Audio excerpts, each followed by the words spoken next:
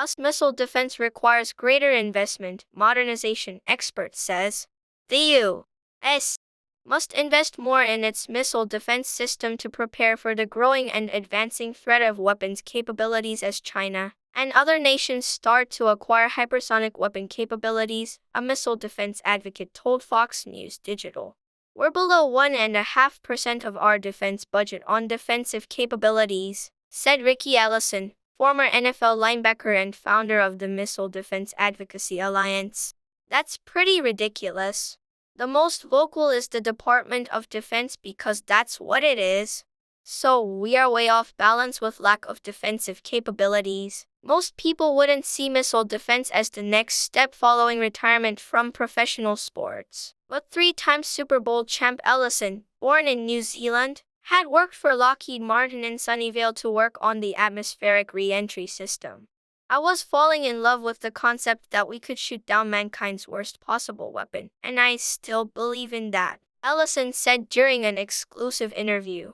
After retiring from the NFL, he took a 2-year sabbatical before returning to Washington, D.C. in the early 1990s to work on ground-based missile defense systems. Ellison started working again at a time when missile defense systems took on a greater focus, and following a statement by then-President Bill Clinton that no country outside the 5 major nuclear powers, U.S., Russia, Britain, France, and China would develop significant ballistic missile capabilities until 2010, thus downplaying the threat that such weapons might pose. The statement, made in the 1995 National Intelligence Estimate, prompted Congress to form the Rumsfeld Commission in 1998. The commission reached an opposing conclusion, stating that several countries were developing ballistic capabilities and claimed that the U.S. intelligence network wasn't able to track the developments. But the attack on Sept.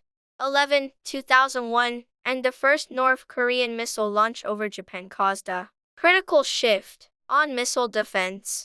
My whole organization is built to support the deployment, the evolution of missile defense around the world because I believe that it makes the world safer, Ellison said. There's no question it does. His organization's role has grown only more critical in recent years. China last year successfully completed the test of a hypersonic weapon, one of the key potential weaknesses in the U.S. defense structure as the U.S. lags in hypersonic development, and the world held its breath Tuesday when errant missiles struck Poland during a Russian attack on Ukrainian infrastructure, prompting Poland to invoke NATO Article 4. The U.S. Missile Defense Agency, the section of the Department of Defense tasked with developing the nation's missile defense systems, has a budget just shy of $10 billion for fiscal year 2023, a number that sounds significant but amounts to roughly 1.3% of the Defense Department's $761 billion budget. Ellison argued that the military needs to determine the roles and responsibility of missile defense technology and that capabilities continue to grow at surprising rates, even dragging the conflict into the upper levels of the atmosphere, where ICBMs spend a significant amount of their flight time.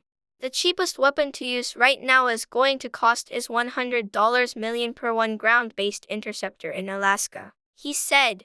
How are you going to compete with that?